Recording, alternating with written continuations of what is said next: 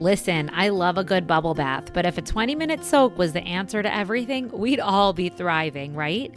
Welcome to Your Well Life, the podcast that goes way beyond self-care checklists and into the real work of healing, alignment, and actually feeling alive again.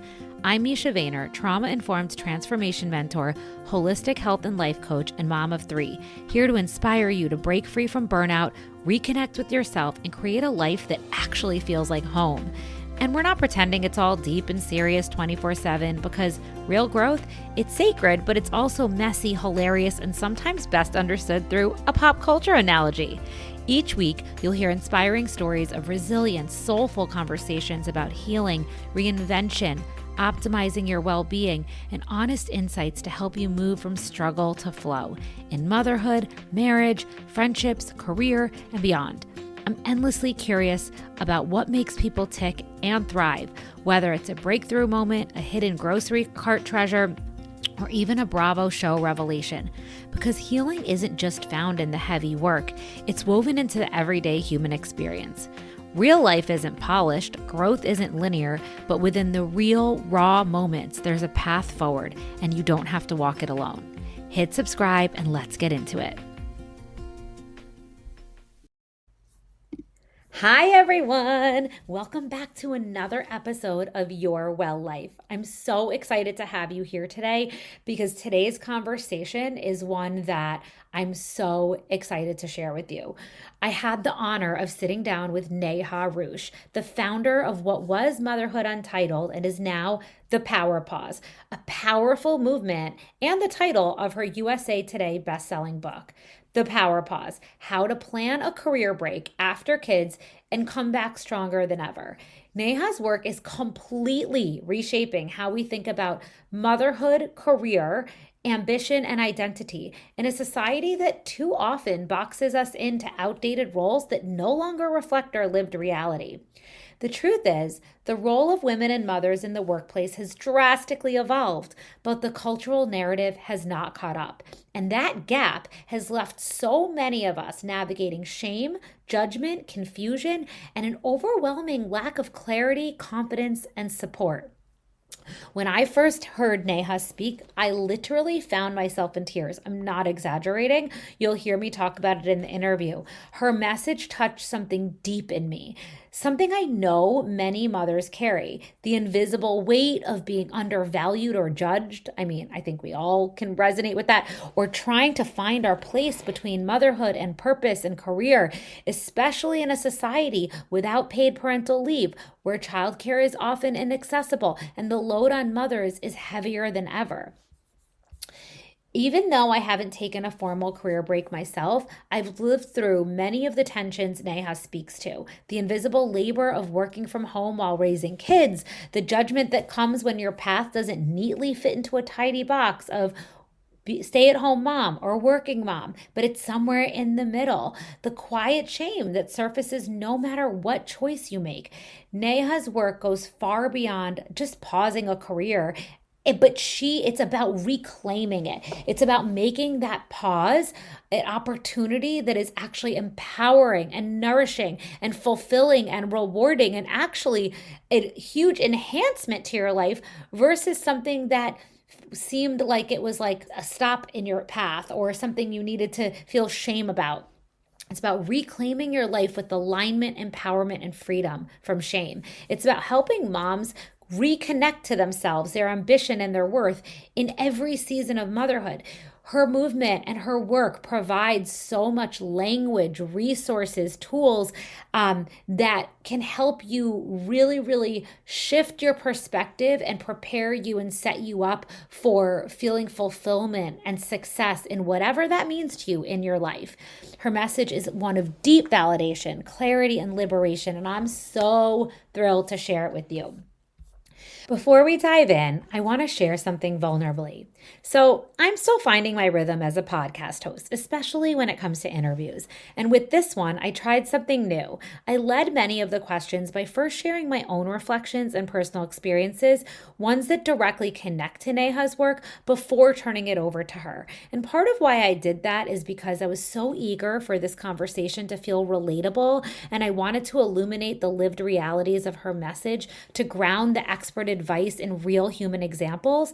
And my intention was to create connection and resonance. But in hindsight, I felt a whole lot, or yeah, a lot of shame and frustration with myself because I really, really also wanted this conversation to center Neha's brilliance in the most powerful, clean way possible. And my cute little brain is now telling me that maybe this approach wasn't the best way to do this. But this is the hard and beautiful part of trying new things and putting yourself out there. It inevitably comes with missteps, awkward edges, and opportunities to grow. This podcast and my work as a whole is rooted in showing up as I am, messy, human, and in progress. So instead of editing this part out and pretending it didn't happen or even trying to redo it, I wanted to name it and share it. Your well life is about honoring the fullness of our human experience, not just the polished, perfect parts, but the parts we might have otherwise kept quiet or hid from. My hope is that by naming this, it gives you the permission to be tender with your own learning curves too. So, as you listen, I hope you not only take away Neha's powerful insights, but also extend a little grace for my own growing edges. I'm committed to this process, to continuously showing up with heart, curiosity, and integrity in service of helping us all feel less alone and more empowered. And of course, growing and integrating the learnings along the way and getting better and better. So, anyway, without further ado, here is my conversation with the amazing Neha Ruch. Thanks so much, guys. Oh, and don't forget, at the end, please let me know what you think of it. Is my head getting in the way? What did you think? Thank you so much for being here with all that you have going on. When I first encountered your work online and followed you with Motherhood Untitled and all that you were doing, of course, I was moved and was just following along from the sidelines. But when I really came face to face with it was at Fran Hauser's bookshop, Bedford Books, when you spoke so vulnerably and powerfully about the movement that you've created. And I don't know if you remember, I was sobbing. Like I didn't know what came over me, but on so many layers, there were so many things that you touched on with your work that just hit so many topics that I want to talk about with you today. But I think what I want to lead with is that I think the main reason that I feel one of the reasons that we all get into what it is that we do is because we feel a deep ache or need for something that we need to change, something that we're really passionate about transforming. I know for me, it's really been about like eradicating shame and disempowerment and stress and misalignment in women and mothers. And what I was so moved about your work with the Power Pause is that it addresses so many of the root issues that moms are silently suffering with that they didn't even have language or understanding around as it relates to the complexities of career and motherhood and identity. And to your point, like the landscape has changed, so much has changed, but yet there was still this lack of change in understanding, validation, language, conversation, tools, resources, all of this as it relates to what is actually real and what we're holding and carrying. And I feel like you just nailed it by zeroing in on this being something that needs to be talked about, needs change around. And for me, even just reading the book twice, highlighting it, all the things, I found it to be so deeply healing and empowering. And so I wanted to lead with asking you what led you to this work? What was the personal realization that made you be like, this is the conversation that I need to have and that needs to happen now? I love what you said about it all coming, so much of the deepest work coming from an ache and wanting to solve things for others. I think that's like such a privilege to get to do that work, right? To be able to have the space to notice what you're going through. And I was lucky enough to have that. I had built a decade in brand marketing I graduated from Stanford Business School. I had very high expectations on my career because I was at that time running brand at a tech company.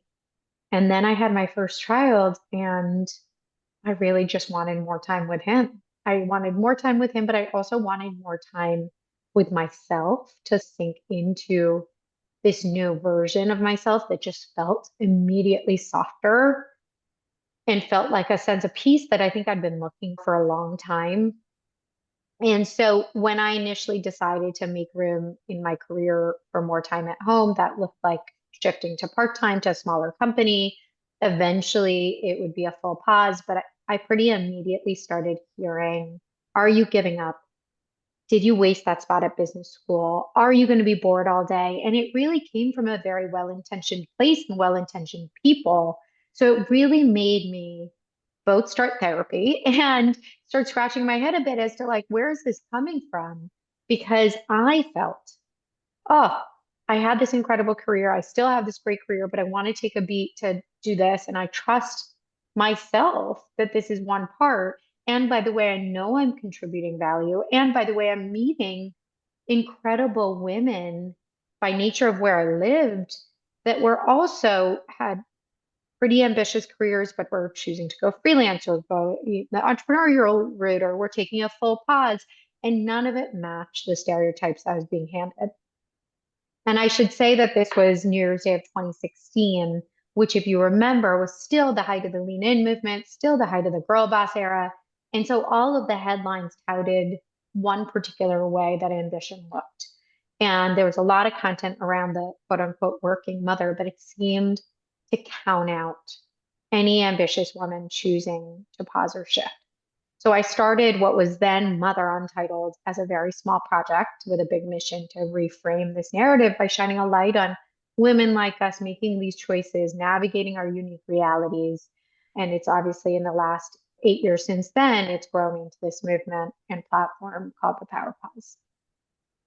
Oh, there's so many things in there. Even just number one, you mentioning the softening that happens when you become a mom. And I think it's almost like this, to your point, with around the conditioning we have to go and push, and you are forced to surrender into what your body, your truth is really desiring in motherhood, which I think is such a gift. And like, it was like you said, it was a privilege to be able to lean into exploring like this feels right. And also this stereotype around, I loved how you touched on ambitious women being looked at as how there was these ambitious women taking a pause which didn't fit. And it's like you actually outlined a definition for ambition that I just really resonated with, that you redefined. And I wanted, could you share what that is? Because I feel like I actually have some stories that I want to share around that as well. But I think that it's true. We have this narrative around ambition looking a certain way in a pantsuit, go like in the office, and that is not actually the true aligned definition of ambition. Ambition was something that I remember this distinctly. I'd had my second child, and up until that point, I had worked part-time, and I'd figured out the blend, and then I fully paused, and I wasn't able to do as much on this blog project. And I remember putting her down, putting him down, and just sitting on the couch and being like, I should be doing more. And I looked up the dictionary definition. So it's actually not mine. It's from Merriam-Webster. Mm. And Merriam-Webster says ambition is the determination to do things. Now, I would add to that, ambition is the determination to do a great number of different things over the long game of your life. And a lot of it is aligning your energy and your time spent with the things that matter most and trusting that you'll realign over and over again. And I think that part was what I needed, because when held that way, you're holding a platter of priorities that you're naturally going to shift energy. And sometimes that's nurturing your marriage, sometimes that's nurturing your physical or mental health alongside your family. We have finite energy and we can't be expected to allocate it to all the things. So part of ambition is really being clear as to where you're spending it. Yeah. Oh my God. I actually want to shift gears to the societal roles that are outdated that you've done so much research on, because I feel like I have so many rabbit holes to go down. So I'm trying to keep myself on track. But as we talked about, like, as you've really illuminated, so much of the shame and struggle that mothers face really seems to be from these outdated roles and stigmas that are that and archetypes that we have for the working mom and the stay-at-home mom, and it doesn't really represent where we are, this gray area. And so I would love to hear you, if you could share why, based on all of your research, there's been such a black and white approach to motherhood and career, and how your work seeks to shift this narrative to honor this nuanced, fluid reality. And as you say, the gray area. A lot of it goes back to if you were to look at the 1970s, it was this really interesting moment. Call it 1950s to 1970s. Women had just experienced what it felt like to work out of the home because they had taken some of the roles vacated by the war. And then they were suddenly expected to return to the home and go back to life before. And so we saw the beginnings of the feminist movement and the second wave of feminism with women really wanting to prove their capacity in their workforce. And we owe so much to that. But what happened was equally at the same time, there was this rise of television and the rise of print advertising. And the reason that's relevant is because we started to see these caricatures of the at home parent, right? You can think about that ad for the laundry machine, right? They were advertising making life simpler. So they showed a woman sitting in a pretty dress, eating bonbons and like sitting on the phone. And then we saw Leave It to Beaver, June Cleaver, right? A sort of in servitude to her family. And so we ended up with this very black and white notion of what stay-at-home mother looked like, and that was thought of as defending tradition back then. And then there was the working mother that was much more akin to Diane Keaton and baby boom. So we got these two really polar opposite fictions, which were both fiction. Mhm. And then we moved through the 80s and we started to, the media loves a cat fight. So they glommed onto the mommy wars and we started to pit women against each other by saying one side was somehow superior to the other.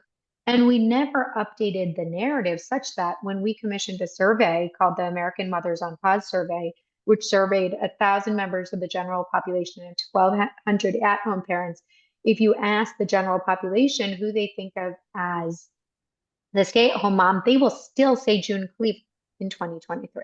If you ask them who they think of as a working mother, they will say Michelle Obama, Sheryl Sandberg, and Beyonce.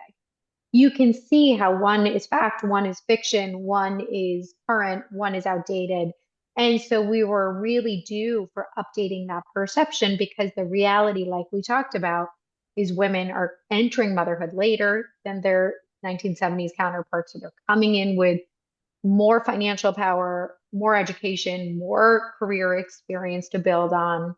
They have different relationships with their partners who are spending 3 times the amount of time with their kids than any generation prior.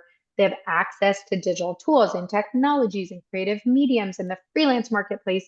And also in that research is that 1 in 3 women who are working out of the home are going to pause their careers in the next 2 years. 1 in 2 are going to downshift their hours to part time. And 90% of the women on pause aim to return to the workforce. So the black and white ideas no longer apply. It is much more evolving, it's much more fluid. And a lot of this work is to really empower women not to pause if that's not the right choice, but to have more options available to them so that they can do Yeah. the right thing for right now. Right, to allow them to feel seen and without not having pressure or shame at any part of the spectrum. Okay, so regarding the mommy wars, I actually want to when you I'd never heard that term till I read your book, and it like I could feel the rise of all of the stuff coming up. And I want to just share two quick stories that I feel will illustrate some of the things I want to talk about really quickly, if that's okay. And one of them is because I felt this deeply I used to have a retail store in New York City. And when it closed, right on the heels of it, it was a pretty tragic closing. And right when it closed, I got pregnant with my first. And I was still pretty much that I had like a complete health breakdown right after I had my first, and it was from the trauma of the store and a bunch of other things. So I was, but 6 months after I had my first child, I went back to work in corporate fashion, even though I knew that I had something deeper and bigger that I was seeking to do, but I was just needing to put one foot in front of the other. And while I was working in fashion, I was also on my healing journey and going to IIN because I was needing to learn all the things. I was fascinated by my own healing journey. Then I got pregnant, and in 2016, we moved to Westchester when I had a 5-month-old and a 1.5-year-old. 2 months after we moved, my office moved from Rockefeller Center down to Brookfield Place. And then 2 months after that, I got pregnant with my third. And I was still very much healing. And now I'm pregnant. I have two little kids. My commute was like almost 2 hours each way. And my health was not feeling great. My childcare expenses were through the roof. I didn't have good childcare. And it got to a place where I felt I didn't have the option to work from home at the time. There was just not an option. And I remember feeling like the most practical, appropriate, value aligned decision for my family, even though I didn't technically have a financial safety net to catch us, but I knew that I would figure it out. And I knew that my health and my family's health was of the utmost importance. So I made that decision to leave. And I'll never forget my sister in law, who lives in France, who has one kid who's been in the same role for 18 years, saying to me how she stayed in her work for 18 years because it was practical. And I felt the jab. Like my decision wasn't practical, where there's a different childcare system where having one kid over three kids is different. Constitutionally, we're much different. And I was just like, that brought up so much frustration in me because I feel as though that was the right thing to do. And then combine that with community members. I had a couple of people come up to me in the community I'm in now after having built my business for a decade and building a business from the hustle with having three kids at home that aligns with my body and my family's ecosystem of what works for us, literally saying, because there's pictures of, let's say, like my bathtub shots, not of me naked, but like the candle, or like me reading in my caftan, literally saying to me that they don't want their children around me because they want their children to have ambitious women model to them versus women who lay at home in caftans. And I felt that because it was really, again, speaking to this outdated notion of I work really hard, actually, but I do it in a different way. And I just feel like when I heard mommy wars and I heard this shame and the judgment that comes up around making assumptions around other people's choices. And I just wanted to speak to you about, like, how do we begin to unravel these layers of shame and judgment that mothers place on themselves and on each other, and build a culture of understanding and compassion? And how can we like challenge these narratives of hustle culture? Because I know that the person who made this comment to me was like a lawyer who, there was a lot of assumption around like that I'm privileged and I get to do this, but not really an understanding that we also made the choice to not take big vacations for 11 years and prioritize my health because that's what works for us. You know what I mean? And so I think that I just wanted to speak about this because I really love how you bring up agency and also all of these things that really help the power pause really shifting the conversation around these this judgment and shame around other mothers. I'm so glad you shared that because I think there are examples that we've all felt in different contexts. And I think when you hear it, my like heart aches for you because it sounds so insane that someone would say that. And yet it's happened in its Yeah. various forms. And we've felt it, whether it was explicit or implicit. Mhm. And it cuts deep. And if you were to peel back the layers, let's start with the mommy wars, right? Which were a fiction from the media. Like the media basically said, working mothers are doing their kids justice by modeling ambition. Stay-at-home mothers are creating secure attachment. There is literally no research. Let me start this by saying there is no research to say that children are either more ambitious or better adjusted, whether their parents work in or out of the home or exist in between. They are best served when their parent is happy, healthy, and that is really on the parents to determine. And by the way, that research is Stuart Friedman, which is summarized in Harvard Business Review in 2014. So once you set that aside, then once we realize that, then this next piece of this is if we can own our choices as our choices that work in our unique context and work for us. I think for so long, we did rely on saying things like, oh, we did it because it made financial sense, or we did it because our kids needed us. If we can own our choices for, and I did it, this is why I started this conversation as such. I did it because I wanted to do it for myself too. Of Yes. course, it contributed to our family's peace and their headspace. Of course, it helped us financially because at that point, that level of childcare, I mean, it just, I think we should set aside it. And I think this is one of the great tropes about stay-at-home motherhood is that it's a luxury. There's nothing luxurious about staying at, right? There's also nothing luxurious for the person who's working out of the home. And by the way, can't forego that income. The privilege is to get to choose whether you work in the home or out of the home and exist in between. Once you have that privilege to get to choose, then everyone deserves support and everyone deserves to make the best right choice for them. But I think when we associate one side with luxury, we deem it less worthy of support and respect. And I think that has been one of the layers that has come between women. That is this sort of Mm-hmm. divide. And I find myself saying it over and over again to help women come together around you have we 60% of women making the choice to pause right now are doing so because of financial consideration. Those assumptions lead to resentment, they lead to envy. Oftentimes judgment comes not from a place or a reflection on the person being judged, but really a reflection on what that other person is lacking or worrying about. And when we realize that actually their choice has no bearing on our choice, their choice doesn't make our choice less than, and they're operating in different contexts, we can start to get curious as opposed to combative and defensive. And I think that can heal us. The other piece, I think, what we really seek to do is really dismantle the sort of black and white ideas, because when we lean into this sort of vast gray area and some of the data we talked about before, where the working mother will be the stay-at-home mother will be the working mother more often than not, they're all somewhere in between.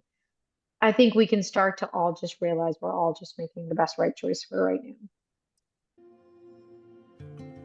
You guys, your well life has just gotten an upgrade, and it's honestly one of the things I've been wanting to offer for the longest time. Because honestly, the most powerful thing in healing comes from when we feel witnessed and someone shares something that helps unlock awareness in ourselves. So many of you tell me the same thing, that hearing how someone actually navigates the hard stuff, the mindset, the shifts, the stumbles, the tools, is what helps you feel less alone, less ashamed, more connected, more seen, and helps to illuminate where you might be either feeling the same or actually can implement those things for your own journey. So that's why I created this private podcast space. There are parts of my journey that are honestly too tender, too nuanced, or too sacred for social media, for the public. But those are the very stories that tend to unlock something in others. These are the shares that aren't polished or performative. They're real. They're for the ones who crave honest, behind-the-scenes glimpses into how I'm walking through healing, motherhood, nervous system recovery, marriage, business, identity, life. So for $8 a month, you'll get access to these deeper, more personal audio drops, honest reflections I don't share publicly, real-time glimpses into what I'm walking through, the tools, practices, and shifts I'm using to move through it. So if my public podcast speaks to you, this is where it gets even more nourishing. So subscribe to the private podcast feed, link below. And if you want the full experience, my Substack is where this all comes together. So in your Well Circle on Substack for $12 a month, you'll receive everything the private podcast has, plus monthly audio and written drops of tools, practices, and rituals, soul-led reflections to support your well-being journey, access to community threads and conversations with other moms walking this path, invitations to private circles and behind-the-scenes shares. It's really your soft place to land, to be in connection and in a village for your healing. And it's a space for resonance, reflection, and real life support on your own time, low lift, because ain't nobody got time for anything else. That link is below. Do you want your voice to be part of the podcast? you have a question you want me to answer on the show, or something you're moving through that you want my perspective on, you can share your story or ask a question directly, anonymous or not, using the link in the comments. I'll feature your share on air and respond with insight, support, and love. Let's keep making this space a place where we heal together. Yeah. And I think that it's also important to bring up, that I think there tends to be like a little bit of a fixed mindset around what's possible, in the sense that a couple of years ago, we were in one town in Westchester. I was experiencing some health stuff post COVID. I was bringing in half the income. I realized that pressure was too much for me. I also realized we weren't in a value aligned town. We literally looked at our entire ecosystem and was like, how do we restructure our life to allow my income to be the gravy? Because me taking care of 3 kids with or without help and a house and running my business based on how I'm built is a lot. And I was like, in order for me to thrive, so we sold our house, moved, made all these different decisions so that we didn't have a mortgage. And like I said, we didn't go on vacations, so that I could honor this and this journey. And we, as a family, it wasn't somewhat my husband making concessions for me. It was for a family, what do we need to do to make this work? But so many people are like, I can't, and at times maybe they really can't. But I think if you really pull back and have a more flexible mindset and say, what is possible? Do I need to make different decisions? And I think that's something that you really did in your book, about speaking about how you can work interdependently to look at the finances and use your home as an organization. And I would love for you to talk a little bit about that as well, because I think that I think giving people agency and empowering them to understand that they can potentially figure out something else that they may not have thought of. But if they choose to prioritize something different, that's also fine. But you may have other choices available to you. Yeah, I think what you spoke about in terms of your husband and you making those decisions together is the most crucial piece. I think after women are reconciling their ambition and feminism, which hopefully we've touched on here, the next biggest piece is the financial piece, right? And part of it is the mindset. This is not luxury, right? Because again, we want to make sure we recognize that this is work of value. But the big piece is that interdependence, the mindset that if you are choosing to pause or downshift your career and one partner is going to adjust their income, the other partner who is working out of the home is really bought in to this idea of Yes. interdependence, right? Meaning that the partner working out of the home, we'll take my example. My husband ran a startup at the time. He would not have been able to work the hours he was working, entertain on a dime, travel to San Francisco to meet investors at the drop of a hat, had there not been the security net at home. So he, while he was providing the income, was depending on my intellectual, emotional family care to be able to do that. And I was lucky enough to have a partner who was very bought into the household interdependence, who was really bought into running our home with like we would an organization where every year we were looking at the income in and making adjustments. So like you, we said, okay, this is our income. It is now adjusted. These are the other buckets that we care deeply about. Where else may we adjust? And we can reevaluate this year over year.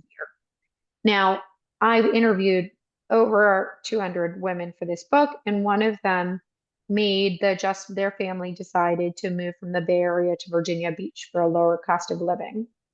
Another for Mm-hmm. them, it was the one in Chicago. They cut out entertaining and they cut out travel. And was it hard to not go to a friend's bachelor party? I think she talks about that in the book. Yes. But was it something that they together agreed to? Yes. And I think the foundational piece of this is taking the time to plan, taking the time to plan together so that you're walking into it feeling financially dignified.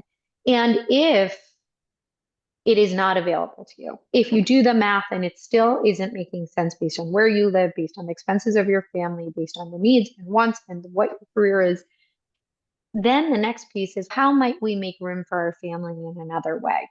And I think this piece is really important too. Not everyone needs to pause to optimize for what they're wanting.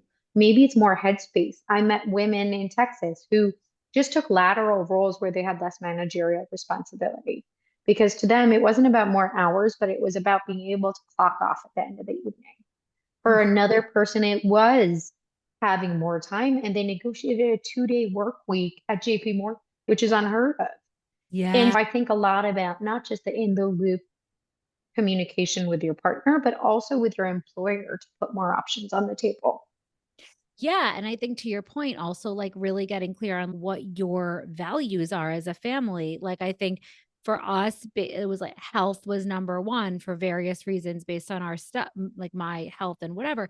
But for someone else, it might be something else is more important. So, education, they want to put more money towards education. And I think you outline a lot of that too in the book is like how to have those conversations and get clear on what matters and all of that. Yeah, and I think it's just really helpful too how you provide in the book so many tools to help people really think through these things that are can be really overwhelming and triggering too. And it's like this provides such a guidebook. So I just think that's so great.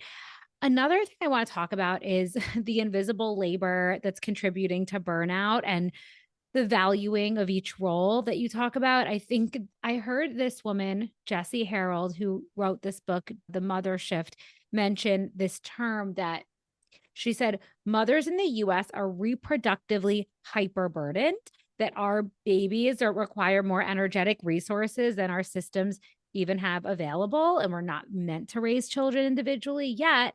I still obviously we're meant to do it in villages and have more than not even two or four hands, but like more people raising our children. But yet I still see posts on the Upper East Side Moms group and hear it from my friends around their partners not actually understanding the magnitude of what they're holding and what they're doing and feeling guilt and shame about needing help and really struggling. And I just would love for you to talk a little bit about how you approach like the conversations around helping to give value to both sides. I know you touched on it, but how can like families begin to value and acknowledge the labor and both partnership conversations in this broader narrative of motherhood? I think a lot of it starts with that foundational financial conversation about we Mhm. are an interdependent household, but there's also this other piece of regular check-ins on how are we feeling, because it's not just about an interdependent household that needs contribution, Functioning. whether unpaid, but it needs to be functioning in terms of health and wholeness, right? Like children don't just need caregivers, they need healthy and happy caregivers. And Ugh. to your point around budgeting together, sometimes you're budgeting for that initial shift, but hopefully you're regularly checking in and saying, how are we functioning as a household? And what might help us function better? Because we do that with our organizations and we do that with our businesses. We do that annual financial meeting I talk about in the book, doing regular Yeah. family admin meetings and doing those check-ins, because that is your time to say, I'm really struggling, I'm really tired, or I'm really starting to feel resentful that the food prep is on me. And really starting to sit down and identify the pain points then starts to, like we talked about, looking at different work and life permutations. It also opens up, it's not just black and white, full-time daycare or nanny or nothing. You might say, okay, we together, because another piece of this is whatever support you're bringing in is an investment into the whole household. It isn't coming out of the mom's income, right? Ugh. It's an investment because when you have a happy and whole mother, that's a trickle down to the kids. The kids get a more energetic, supported household, but the partner gets a more energetic support and probably benefits also, whether you're outsourcing housekeeping or you're outsourcing meal prep, that's a benefit to the whole household. So I think that's that sort of beginning dialogue. And then you may start to say, okay, where are the pain? Is it after school pickup? And I'm feeling like, oh, I'm picking up my daughter, but I'm on a play, and the run between the play date and the gymnastics is killing me. We need an after school babysitter on Monday, Tuesday, and Thursday. Or it may be for this year, our kids are going through a big transition in the house. Like it could really help me to be able to free up my headspace to work on all of that intellectual and emotional labor by bringing in like a cleaning service that comes and just resets the home every morning for 1 hour. Let's go on Handy and buy, get that. And by the way, there's the free partnership that comes with our partners. It may be if you cannot afford childcare at this time, how might I swap with a neighbor? Or partner, is it possible for you to wake up 3 or 5 mornings a week so I can work out, I can meditate, I can journal, I can pour back into myself, or maybe you take on bedtime duties on these 3 nights. Whatever it is, you're creating a predictable degree of support for the whole household, but you have a systematic dialogue around our household needs support right now. And that comes out of the household income. We together are going to budget for this 15 hours of care or 15 hours of dog walk, whatever it is, or fresh Mm. direct. And we can reevaluate in a year. Yeah. Nothing is permanent. I have gone from having periods of no paid help, but my husband was doing morning wake ups and coming doing evening cleanups, to periods where I had a 2 day a week sitter to a 3 day a week. We've dialed up and dialed down, but it's been an ongoing dialogue. Yeah. So first of all, I just want to say on some of the things you said, I love how you spoke really initially about it's not just about the functioning of it, but we were actually raising like children, not like objects. So it's like we want them to thrive and that it's not just shuttling around and doing administrative checking boxes, but really how do we feel being such an important component? Because that is what the kids are attuning to. That is really important to how they develop. And so I think that what you spoke to about was in these check-ins, I think we don't even realize that like in when you take the time to have this like conscious moment to pause and evaluate together, like forces you to reflect on things that you may not have the capacity or the wherewithal or be thinking about on the day to day because you're just in it. But if you carve out this time, it really allows you both to drop in and open up that conversation that typically just goes un- unchecked or unlooked at both within yourself and someone else. So I think there is so much merit or there it's so valuable to have that because I feel like we really need to be conscious about recognizing even if that conversation isn't about let's like you're saying like hiring someone else or not, even if it's just about you checking in on how one another feel, how can you support each other, what needs to be shifted. And also as it relates to the invisible load, like you mentioned in the book, it's like when you have those conversations around who's logistically doing what, talking about what everything is, you takes off that stress on the day to day. Are you picking it up? Are you like all of the Mm. little grand? So it's like you've already on the outset talked through it. You can like be present knowing he's got this, I've got that. And I think also the other things you mentioned that I want to just highlight are that it's not about the mother getting or the wife or whatever, the mother getting help, but really this is contributing to like the entirety of the ecosystem. And that is the how that together as an ecosystem you're able to thrive because like you said like your husband wouldn't have been able to thrive in his job if he didn't have you really know that he could rely on you for the emotional support and all the management and all of that. And I loved how really getting away from the black and white thinking of I can't afford a nanny, so I have nothing. And like, how can we get creative and solution oriented, which is only really possible when we slow down and pause and we're like, oh, and we start that conversation and we're in that dialogue. We're like, oh, so I just love that. Thank you so much. So let's see. I think that I love how obviously you've created this time where instead of the moms that have previously felt shame around taking a pause, who haven't really known how to, I don't even want to say justify, but speak to what it is that they're doing or even honor the decision they made. They're silently struggling, and you've repositioned it as the power pause and an opportunity for them to really like almost slow down to speed up, to honor themselves. It's a huge life change to have children. And honestly, sometimes we charge forward and we think we're like killing it, but at some point it's going to catch up with you. So it is actually really prudent sometimes to slow down and reevaluate what actually is aligned for me and my children and this in this season of life. And I'd love for you to speak about how you when you're in that it can be overwhelming, and so you've really provided guidelines, insights, tools for moms in the power pause. So can you just speak to how women mothers can use this time as an opportunity to grow and reflect and also think about how can they can make this an enriching and fulfilling experience regardless of what they want to see in their lives later. I think this is the part where it gets so exciting. And I think Mm, often It just starts with the mindset that when you're making room for family life, you can actually be making room, just holding a little bit of room for yourself to grow alongside. And I start this in the section around getting your footing in a career break. It really starts with that moment where you might feel a little lost, right? You've had your days charted for you for so long. You've had your measures of success, whether that be a promotion or a salary bump. You've had it all laid out. And sometimes you find people very quickly saying, I guess my day to day is now about my kids and like how well behaved they are. And that can very well start to feel like chaos, Oh no, you froze. create goals that are authentic to me because finally, for the first time in my life, I'm not in a traditional setting. And I may just be able to think about when I look back on this time in 5 years, what will success look like? And I have a number of different ways to think about this, but it starts with goals dignify time. They help us feel like time is not happening to us, but we are being intentional with this stage in our life. And that can feel really hard when you have a 3 and 1 year old and you have very little help, right? So the goals can be small.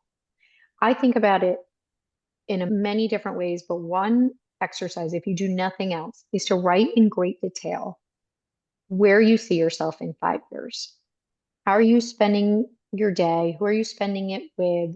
How do you feel in your body? How do you feel in your mind? What is the relationship you have with your kids or your partner or your friends? Not because you're going to be that tomorrow, but because it reveals to you kernels of your true success metrics, right? So if I envisioned, for example, a calmer version of who I am, a less reactive version, then for the first time, I got to say my personal goal for this stage of life is to work on my reactivity and work on cultivating calm. And now again, think back to 2018, I have a 3 and 1 year old, right? And so that may look like my success metric to make myself feel like I'm still moving forward is one podcast a week on women and anger or women and communication. I had always wanted to write. In my 5 year vision, I was writing more. So, how could I do that in small ways? I could, during nap times, write 3 posts on Instagram a week, examining this moment and stage of my life. It was small, it was little. You can make it even smaller than that. But the point is that you're creating these measurable ways to move yourself forward in personal and professional and even family goal ways. And I think it starts to also help you to know that this time is for you. So if that means that I'm going to write these 3 posts a week, I have a 3 and 1 year old, right? 6 years ago, and I'm going to forego the fancy cooked meals every night, and I'm going to reclaim naps and night times for myself to do that. And so you can see how creating those little benchmarks of true success for you also lets you let go of, I'm a stay-at-home mom, I'm going to be a super mom, I'm going to do all the things. Because now it's not about doing all the things, unless that's your success metric. But Mhm. realistically, it's probably, I'm going to let go of those 3 things to free up some time for me to do these other things that really mean a lot to me. And then the other piece of this, if we flash forward, is there are 2 myths that often hold women back. It's that my network is going to dry up in motherhood and that my interests are going to wilt. Neither of those are true, quite the Mm-mm. opposite. And I think we think of networking in sort of the standard boardroom or office culture. And the reality is, you are going to actually expand your connections by nature of going to the playground or Mhm. showing up at the PTA. And these friends don't have to last a lifetime. They can be a sounding board for ideas. They can ignite some new thoughts and new thinking. But oftentimes when you're considering returning or considering exploring a new venture, these are the women you will turn to. And this last part I would just say is when people talk about their interest wilting, actually, you have space to explore in non-traditional ways, right? When you're doing a project with your kids, you might say, oh, I really love the feel of that, or I don't like the feel of that, or you're volunteering in the school, and you might start to strategically volunteer and be like, oh, I really liked working on throwing that event. Like I didn't know events filled me up or project management filled me up. And so it's this period of time to actually stop and figure out what is the content I'm lingering a little bit on, right? The article I gravitate to, or the book that lights me up, or that the thing that I do with my partner that makes me want to dig deeper. And so all of this in combination is really about how do we stay open to the ways we can move ourselves forward in small ways, reframe these sort of ordinary experiences we're having, whether you're scrolling Instagram and saying, wow, I'm lingering on home design or wellness a lot more. How can I dig deeper? All to add to this portfolio of experience that does ultimately serve us. Hey, Mama, imagine if healing your stress patterns could change everything, because it can. Whether it's reacting in ways you don't recognize, people pleasing, or overthinking, these patterns stem from unresolved trauma stored in your body. They create chronic stress, impacting your health, relationships, and how you show up in life. That's why I created the Align and Thrive Workbook, a free 5-day mini training designed to help you heal at the root. You'll learn what trauma is and how it's showing up in your body and life. You'll be guided through a proven 5-step process to heal and rewire these patterns, shifting from reactive and overwhelmed to aligned and in flow. You'll get a comprehensive workbook filled with practices and journal prompts to help you implement this work starting now. It's truly transformational. It's what I wish I had when I was struggling on my journey, and it's completely free. Download your Align and Thrive workbook for free today. Head to www.mishavainer.com/workbook and let's begin this journey together. You can also click on the link in the show notes and grab it today. Yeah, and especially in this landscape where the traditional roles and the of our there's so much shifting, there's so much transferable skills, there's so much opportunity to leverage your skills in a new way in this new landscape that didn't exist before, where it was just like a one track, or for many it was. And so I love that, because I think just giving moms that reminder that just because you've just decided to be home now, it's not donezo, or you have to start from like the bottom. You will just continue to tap into what lights you up. Use this time as an opportunity to leverage, make connections, enjoy yourself, and follow what it is that this can be an opportunity where you then might chart a whole new path that you never thought. So that's so great. That question, what do you do? I so feel that. I know when my store closed before I did the next thing, I felt like when anyone asked me that, I felt like I had to justify or explain I did this and I'm going to do this, or it was just such an uncomfortable. And I also know how when you mentioned somewhere about how when you're not asked it and it feels like, I don't know, dehumanizing and you feel invisible. And I love how Michelle Obama says, it's the silliest question because we're not actually supposed to be like one thing. Like we're actually like, what do you do or what do you want to be? It's just it's limiting. So I love how you have come up with a new way to approach connecting with moms that kind of alleviates shame and allows more sort of conversation that feels more appropriate and feels better. What do you do has come to stand in for who are you in this Mm. culture. And I think it's not until you part with that sort of very succinct, impressive title that you realize it. And then years after you get past the word vomit, I encourage women to practice because you get to own your story. You get to, and there's no shame in having to rehearse what you're going to say. I offer scripts and I often offer right now, this is a moment in time, I get to, because this is an Mm. empowering choice, be with my kids. We'll see what comes next. Or I'm tinkering with a project on wellness, or I'm exploring blogging, or I'm volunteering. If you want to add something, fine. But you get to talk about what you care about in the moment Mm. and also leave it open to this could change over and over again. And in terms of what you might ask someone, instead of what do you do, I offer, what are you up to today? Or what are you up to these days? Because then someone can say, oh, my daughter just got diagnosed with diabetes and I'm working through that, or I'm working on a renovation, or my job has been sucking this all out of me. Whatever you want to say, you can say, but it leaves it more open. Yeah, oh, I love that. So Let's talk about leaving the job. As you mentioned, you felt like there were some things you would have done differently if you had gone back. And I feel like this is such an important thing. I know that when I left fashion, even though I didn't necessarily think or want to go back, those people ended up being my clients because they watched my transformation or they're coming on my podcast or whatever. And so you really never know, even if you don't think you're going to go back, how these relationships can serve you.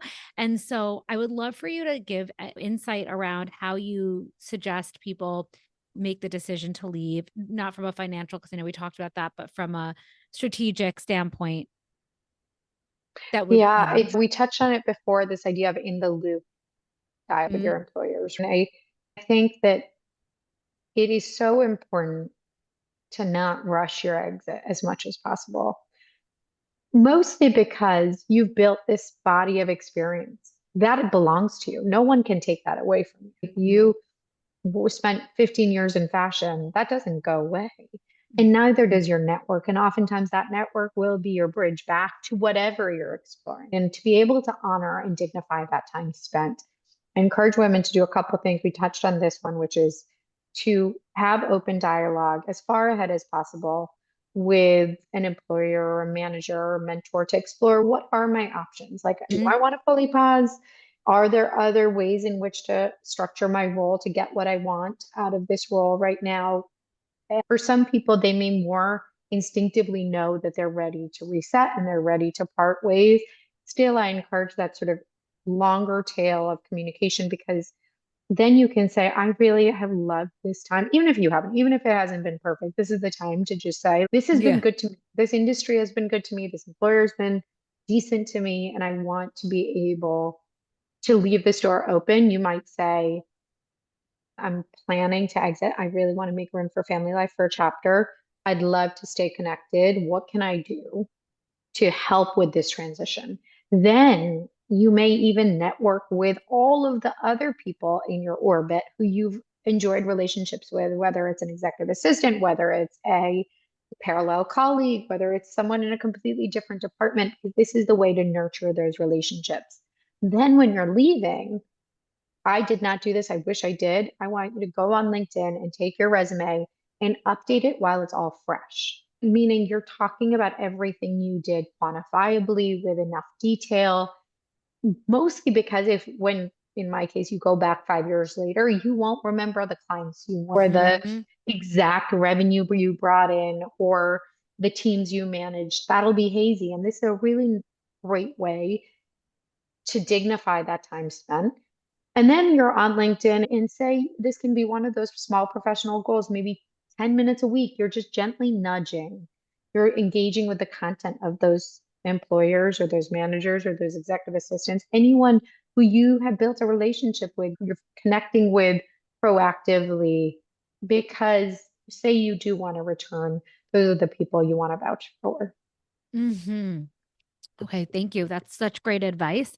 This one may come as, I don't know, when you talked a little bit about how you initially thought for a second that you wanted to open this like mother, what was it, a mommy center, but you realized that the mindset was go big or go home and not actually aligned with that season of life that you were in. And I really actually resonated with that because I think really speaking on the mindset piece and really the conditioning I had curiosity around because I also am from an Indian background and I think a lot of cultures we have this imprint of I don't know overachieving. When I opened my store, I opened a 2,200 square foot store on the Bowery when I was 29 and then a showroom and instead of starting with the Etsy shop. And that's something that I've had to really work on of slow down. Don't go. And so I actually, this is a, like I said, a little bit of a side, but I really want to ask you, like, do you feel that your conditioning informed a certain level of drive to prove your worth in your career expression? And how can we learn to honor our capacity versus defaulting to the go big or go home? I think it's lived experience. I think that we have to work through. I don't regret how ambitious I was. I continue to be. I think ambition takes different shape and is Hmm. shaped by your circumstance and context and life experience. I think that my parents immigrated here and inherent to the immigrant culture, I think is creating a better life and being Mm-hmm. handed so many wonderful opportunities. I wanted to be respectful of that. And I think a lot of my achievement culture of my 20s was almost to pay it back, to show, to prove that I could, and to prove that it was worth it for them, but prove it was worth it for me. And I Mm, think when you check all the boxes and then you end up with a child who you realize is somehow freeing you from having to prove anything, right? He just wanted me to be me. And I think that felt like a gift. I think it was a gift that when I leaned into, when I talked about softening, it ultimately made my career better. It made me better, stronger. But there's a certain amount of self-trust that you yes. accumulate to make bold decisions. And you accumulate that after life experience. And I trusted based on a series of different sort of bold choices I've made in my 20s and 30s that I could find my way back to paid work of meaning if and when I needed to. But I wanted to lean into that feeling of freedom and confidence because that was probably the thing that I had craved the longest. Totally. No, I think that it really hits like it's so true in the 20s. I'm in my 20s as well. I feel like it was just very much of there was a drive of proving it. And yeah, but not from a negative place, but really wanting to like show that I could and that it was worth it and all that. But now it really, the passion and drive and the ambition is still there, but it's less from a proving it energy and more from a satisfaction, fulfillment, and trust. So I think that there's like an energetic shift that is so interesting. Thank you for sharing that. I actually have a question that from a listener, if that's okay. And some of it I think we actually touched on already, but in case there's anything else that we can add to respond to, my children are 8 years apart, not by design, but after years of infertility and one final successful round of IVF at 40. In my 20s and 30s, I was checking all the boxes, career, achievement, striving. When I had my son, I did the best I could with what I knew, but I didn't have the tools or self trust to parent with the presence I craved. Now, with my daughter, it's different. I've paused my career, not from loss, but from a place of deep gain. I feel a strong desire to fully experience this chapter, to be present, show up, and savor what I once wasn't sure I'd have. I'm doing the slow, sacred work of generational healing, mothering the children in front of me while reparenting the one within. And yet, the world doesn't easily recognize this kind of success. There's pressure to go back, or at least quiet, lack of validation that it's okay to just be. How can a mother discern when her legacy and meaningful work is right here in presence and caregiving? And how do we begin to see that not as a pause from purpose, but as a purpose itself? I think she articulated it herself. She Right. sounds, oh, yeah, she's done this. She knows what both feel like. And I think she knows probably better than anyone that it Mm, is a long game. mm, And she's stepping into this with experience of having done both. And I think stepping into something also and acknowledging that it is immense work to heal. It's immense work to raise children, mm. to raise yourself alongside them, to cultivate community, to be present, to cultivate a sense of self that feels right, to explore what comes next. All of that takes space and time. And it's not to say she can't make a different decision in 2 years, but for Right. right now, she sounds like she's exactly where she's meant to be. And I think that one of the superpowers of motherhood is tuning out the noise of what other people think, because people will always have something to say about you or your kids. Mm, And ultimately, because we have to recognize and strengthen the fact that only we know what's best. And I love that you use the word legacy because as you were talking right before about what our 20s or 30s were focused on, I think the second half of my life, like post 40, is really centered on legacy, centered on, and I think when you think about what would someone say about you in your eulogy, mm, it is one of the most provocative things to guide how you want to think about it all. oh my Um, God, your legacy is strong. oh, that's, I hope so. I hope so. Yes. Oh my God. What you've done is incredible already. And so like valuable. I'm just so impressed by you. But Your work really feels like a giant permission slip for mothers to own their story, embrace their season, and step into their power. If you could leave one message with the women listening today, what would it be? I would, for yourself, dismantle the idea of stay at home and working. I think if Mm. we do our job, I think our daughters won't grow up knowing what those titles mean. They'll just know that you showed up with presence and care and creativity and purpose, and that can look different in different seasons. Before we wrap up, I'd love to highlight your incredible platform, The Power Pause. It's not just a book, but a true movement with resources and tools and classes and a community. Can you share what you've built there and how it supports moms in every season? Of course. So you can follow me, Neha Ruch, on Instagram, and you get this sort of daily reframes and affirmations. But if you dig into the site, which is thepowerpause.com, you can get everything from flex jobs to a library, free library, I should say, of Mm, guides on preparing, returning, existing in between. There's the mother classes, which are short videos to dive into topics of interest. And so it's 20 minutes on the go. And there's a flex jobs board to help stay connected to work alongside family life. So there's robust free resources, and I encourage women to dive into it because it really was designed to be an oasis that recognizes your ambition, that holds space for this stage in your life.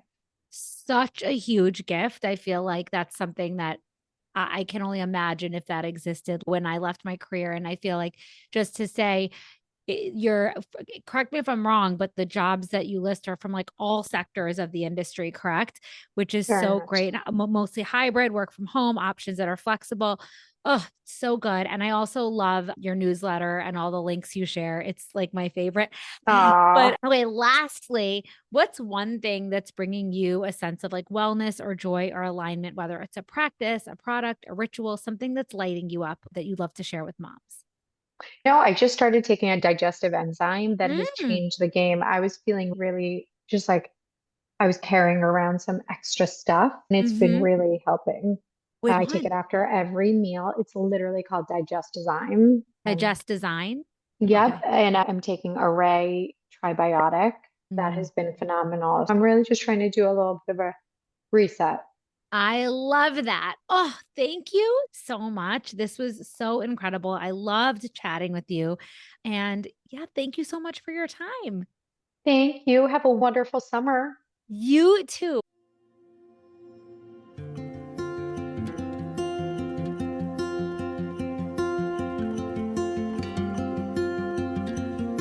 All right, friends, what'd you think?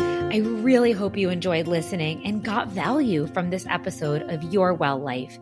If you did, it would mean the world to me if you could leave a review so we can spread the word to more mamas who can benefit from this content. It's truly my deepest mission to help as many mamas out there feel empowered, aligned, and in flow in their bodies and lives through this podcast. And even just sharing with one friend who you think can benefit helps.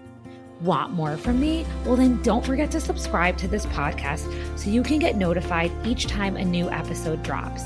Oh, and make sure to get on my newsletter list where I send out weekly emails to support, nourish, and inspire you. And follow me on Instagram where I'm the most active and share behind the scenes of my day-to-day life and insights I have along the way. I'm at Misha Vayner. I'm truly so grateful that you chose to spend your time with me and really hope to have you join along next week. Same time, same place. Bye for now.